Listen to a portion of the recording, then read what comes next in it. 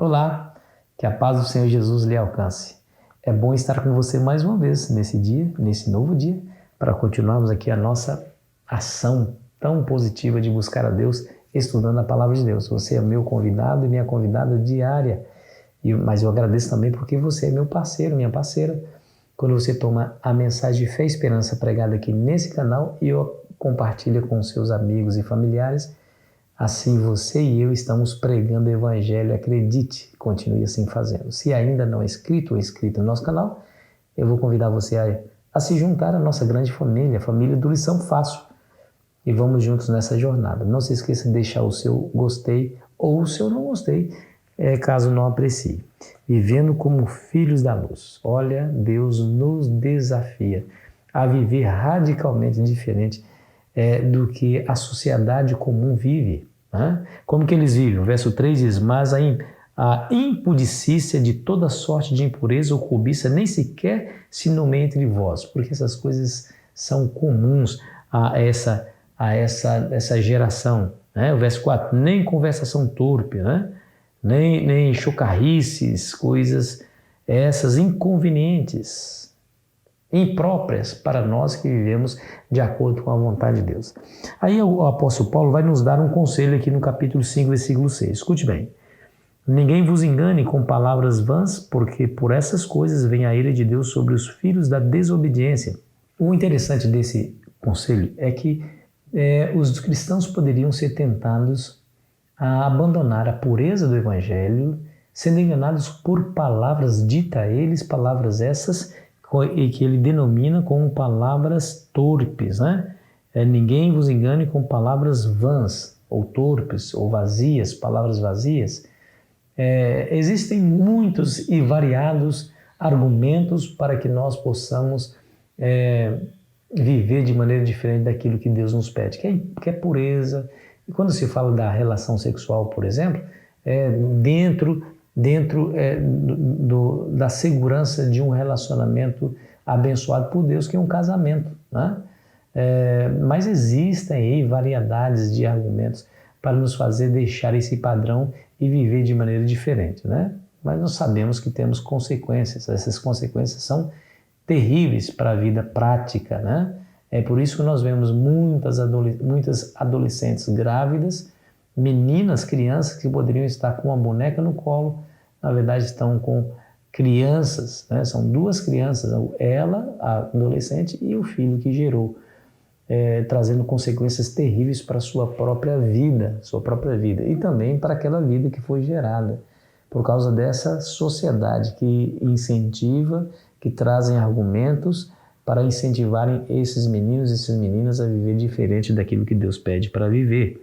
E aqui ele dá um conselho, porque por essas coisas vem a ira de Deus sobre os filhos da desobediência. Então, o que quer dizer isso? A ira de Deus. A ira de Deus, amigos, não é uma reação explosiva, enlouquecida, um acesso de raiva. Não. Na verdade, Deus é um Deus justo, é um Deus paciente e longânimo. Porém, é um Deus que não tolera o mal. A persistência obstinada com o mal, o Senhor Deus vai julgar.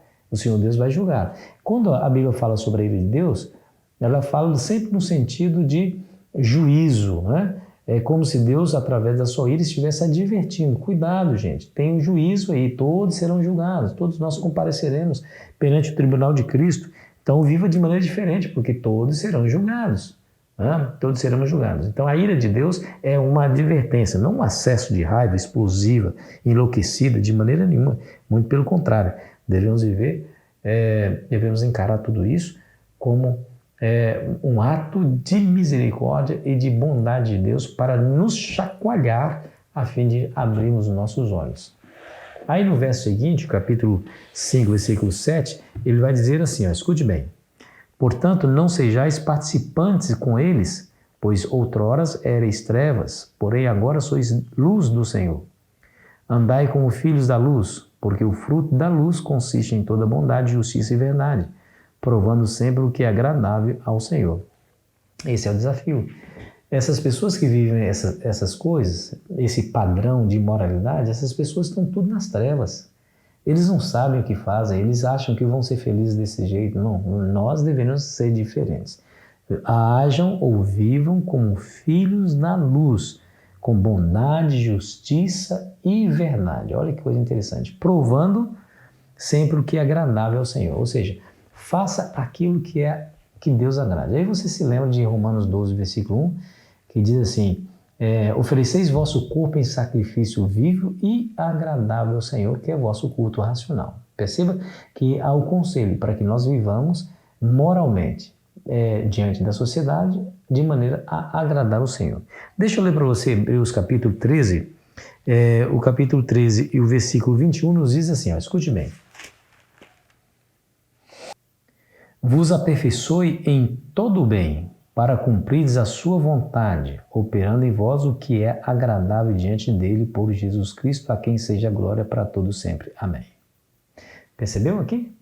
As palavras são claras e são diretas, né? Ele diz, viva de forma agradável diante dele por Jesus Cristo, a quem seja glória. Então, esse é o nosso compromisso, esse é o que Deus espera diante de nós. Então, a pergunta é, o que eu estou vendo, o que eu estou fazendo, agrada a Deus ou desagrada o Senhor? A resposta a essa pergunta feita em oração fará com que eu e você tomemos atitudes, façamos escolhas diferentes daquelas que desagradam a Deus, porque nosso pensamento vai em direção. Se o nosso coração for inclinado a estar na presença de Deus e agradá-lo, nós teremos a força do Espírito Santo para nos ajudar a viver de acordo com essa revelação, né? Então, faça sempre a pergunta, o que Jesus faria no meu lugar? E faça a pergunta, isso aqui agrada ao Senhor ou o desagrada? Se eu quero agradar ao Senhor, estarei preocupado com as minhas decisões e escolhas. Percebe, querido amigo, querida amiga? Então, nós devemos viver como filhos à luz, né? E não, interessante, né? Um fato aqui, se não posso passar por alto, é que se nós devemos provar o que é agradável a Deus, ou seja, que se nós devemos viver para agradar a Deus, isso nos remete à ideia de que nós nunca deveríamos viver somente para agradar a nossa carne pecaminosa. Muito pelo contrário, devemos viver a desagradar a nossa carne pecaminosa para agradar a Deus. Né?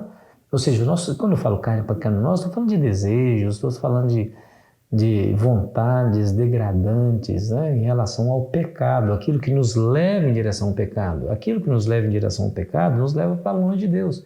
Então, se nós queremos viver a agradar a Deus, não deveremos viver para nós mesmos, mas para agradar a Deus, fazer aquilo que lhe é aceitável, né? E foi exatamente isso que Jesus fez por nós, né? Viver como Cristo viveu. E aí, como é que está a sua vida diante de Deus e diante das pessoas? Como é que as pessoas encaram as suas decisões e as suas escolhas?